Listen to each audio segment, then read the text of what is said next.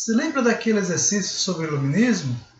Vamos agora corrigi-lo. Então, muita atenção para ver o que vocês erraram, o que vocês acertaram, para melhor aprofundarmos sobre o assunto tão fascinante que é o iluminismo. A primeira questão é do Enem 2017. Vamos ao texto. Fala-se muito nos dias de hoje em direitos do homem.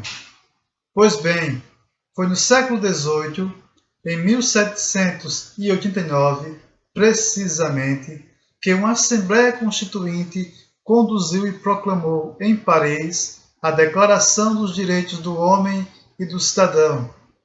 Essa declaração se impôs como necessária para um grupo de revolucionários, por ter sido preparada por uma mudança no plano das ideias e das mentalidades. Sobre esse texto, que trata sobre o iluminismo, mais precisamente sobre a Declaração dos Direitos do Homem e do Cidadão, vem o seguinte questionamento. Correlacionando temporalidades históricas, o texto apresenta uma concepção de pensamento que tem como uma das suas bases na primeira opção, ele diz modernização da educação escolar. Lembrem, interpretar o texto, ver o que o texto tem a dizer para nós. Muitas vezes, não é apenas o conhecimento sobre o assunto que é importante, mas a interpretação do texto e a pergunta. De cara, vocês já vão descartando essa opção, porque ele não fala em modernização da educação. Letra B. A atualização da disciplina moral cristã. Descarta também. Ela não trata sobre isto. Observe, torna-se uma pergunta facílima, se olhar bem a questão da interpretação. Divulgação de costumes aristocráticos. Ele não está falando sobre a aristocracia, sobre os costumes que a aristocracia tinha. Letra D. Socialização do conhecimento científico. Observem que nenhuma das opções anteriores trata sobre o que é apresentado pelo texto, sendo descartada. O que é que sobra? A letra E. Por quê? Porque ele trata da universalização do princípio da igualdade civil, dos direitos humanos. O texto, ele trata exclusivamente sobre essa busca dos direitos humanos, que tem a ver com o quê? Com a busca pela igualdade. Na segunda questão, também do Enem, ele tem o seguinte texto.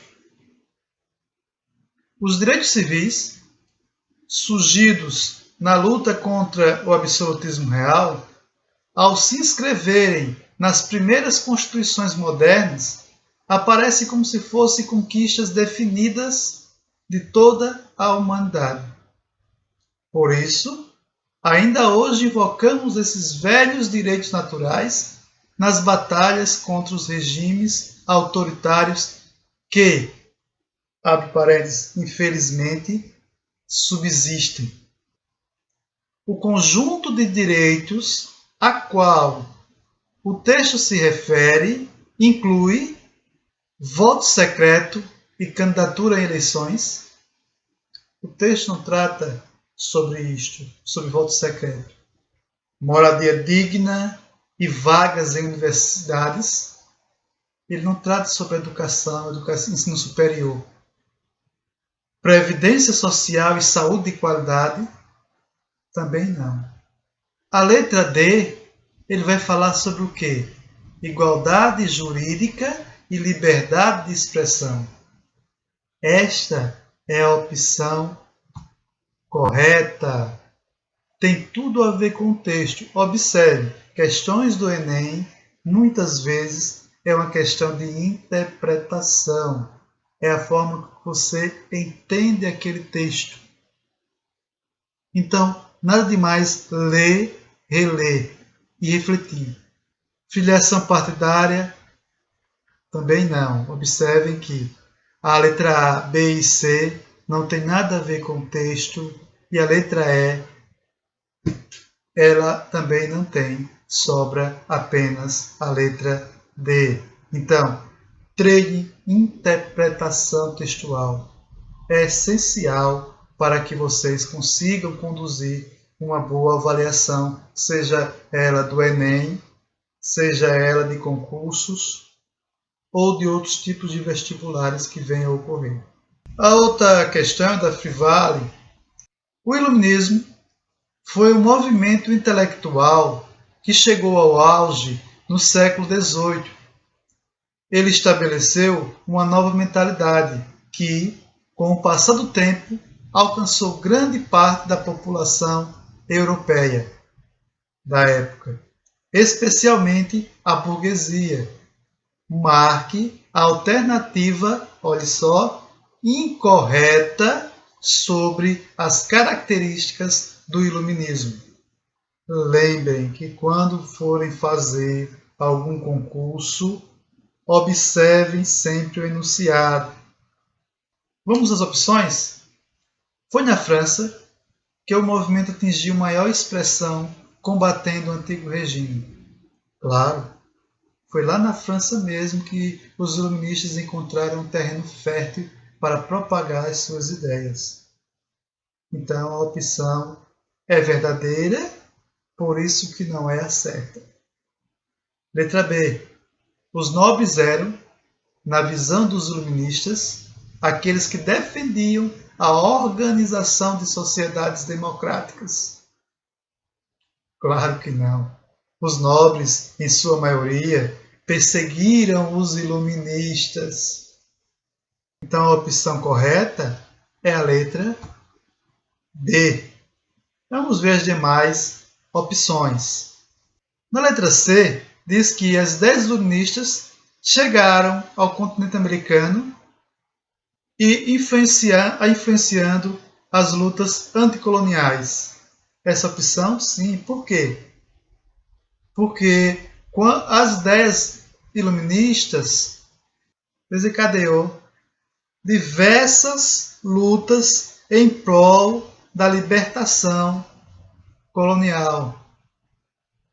A exemplo, aqui no Brasil, tivemos a Inconfidência Mineira, a Conjuração Baiana. Ambas tiveram, direta ou indiretamente, influência das lutas, nas suas lutas do pensamento iluminista. Principalmente a Conjuração Baiana. Letra D. O iluminismo defendia o triunfo da razão sobre a ignorância e a superstição. Claro, a razão era a base dos ideais iluministas. Eles lutavam contra quem e contra o quê? Eles lutavam contra a ignorância e a superstição. O iluminismo defendia o anticlericalismo. Eles defendiam que a igreja não interferisse na sociedade. Outra questão do Enem. Observe duas afirmações de Montesquieu a respeito da escravidão. Vamos à primeira afirmação. A escravidão não é boa por natureza. Não é útil nem ao senhor, nem ao escravo. A este porque nada pode fazer por virtude. Aquele porque contrai com seus escravos toda sorte de mau hábitos e se acostuma insensivelmente a falar contra todas as virtudes morais. Torna-se orgulhoso, brusco, duro, colérico, voluptuoso, cruel. Essa é a primeira afirmativa. Vamos explicar essa primeira afirmativa. Ela diz que não é útil para o escravo porque o que ele não faz por virtude. Ele não faz porque ele quer, porque ele gosta. Ele faz porque ele é obrigado. Na segunda parte da primeira afirmativa, ele diz que também não é bom para o senhor, porque, segundo Montesquieu, o senhor adquire do escravo todo tipo de mau hábito e se torna insensível também, se torna orgulhoso. No segundo texto, segunda afirmação de Montesquieu, que está no seu livro O Espírito das Leis, ele fala: se eu tivesse que defender o direito que tivemos de tornar escravos negros, eis que eu diria: tendo os povos da Europa exterminados da América, tiveram que escravizar os da África para utilizá-los para abrir tantas terras. O açúcar seria muito caro se não fizéssemos que os escravos cultivassem a planta que o produz. Nessa segunda afirmativa, ele vai um pouco fazendo meio termo à sua primeira afirmativa. Logo, ele diz que, se não fossem os escravos, se os europeus não tivessem escravizado os indígenas e logo depois ter escravizado os povos africanos, a economia, que era baseada na época no açúcar, seria um pouco diferente. O açúcar seria muito mais caro.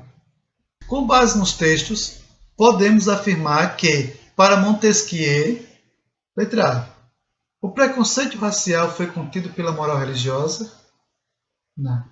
Essa não é a resposta correta. A moral religiosa não conseguiu conter o preconceito racial e, em alguns lugares, aumentou esse preconceito racial, infelizmente. B. A política econômica e a moral justificaram a escravidão? Não. Não é essa a resposta correta, embora ela possa confundir. Letra C. A escravidão era indefensável do ponto de vista econômico. Observem que, do ponto de vista econômico, Montesquieu diz que é necessário. Foi necessário para a época. Então a letra C está incorreta. Letra D. O convívio com os europeus foi benéfico para os escravos africanos. No texto ele não traz nada sobre isto. Ele mostra que, tanto de um lado para com o outro, também tiveram problemas a serem enfrentados. Não houve benefícios. Sobrando, então, a letra E, que é a resposta correta. O fundamento moral do direito pode submeter-se a razões econômicas. Ou seja, a escravidão em si é imoral. Porém, questões econômicas são capazes de inverter essa moral. Foi o que foi apresentado no texto. Na Universidade Estadual da Bahia, ele trata que, no período do Iluminismo, no século XVIII, o filósofo Montesquieu defendia. Agora, para responder essa questão, não é só um caso de interpretação, é uma pergunta direta. Tente lembrar o que Montesquieu pregava, principalmente. A divisão da riqueza nacional? Não. A divisão dos poderes em executivo, legislativo e judiciário? Sim. O barão de Montesquieu, sim, ele era nobre, ele defendia que o poder deveria ser dividido em três. O executivo, que executa, o legislativo, que produz as leis, e o judiciário, que julga certo e se está errado. E ele dizia mais, que os três deveriam ser independentes. Mesmo independentes, eles deveriam ser harmônicos. Então, letra C, a divisão da política nacional e internacional, ele não tratava sobre isso. Formação de um poder moderador no Congresso Nacional? Não. E o que é um poder moderador? Foi aquele definido por Dom Pedro I na primeira Constituição do Brasil. Ele tinha os 3 poderes, definidos por Montesquieu, mais o poder moderador, que era uma espécie de poder absolutista. Letra E. Implantação da ditadura moderna. Nem um pouco. Ele não estava falando de ditadura. Ele não falava de ditadura. Ele criticava a ditadura. Ele achava que o poder deveria ser, entre aspas, seguir uma linha democrática. Parabéns aos que acertaram todas as questões, parabéns àqueles que fizeram, e não deixem de estudar. A persistência é o caminho da vitória. Se queremos algo a mais para a nossa vida, temos que lutar por esse algo. Tchau!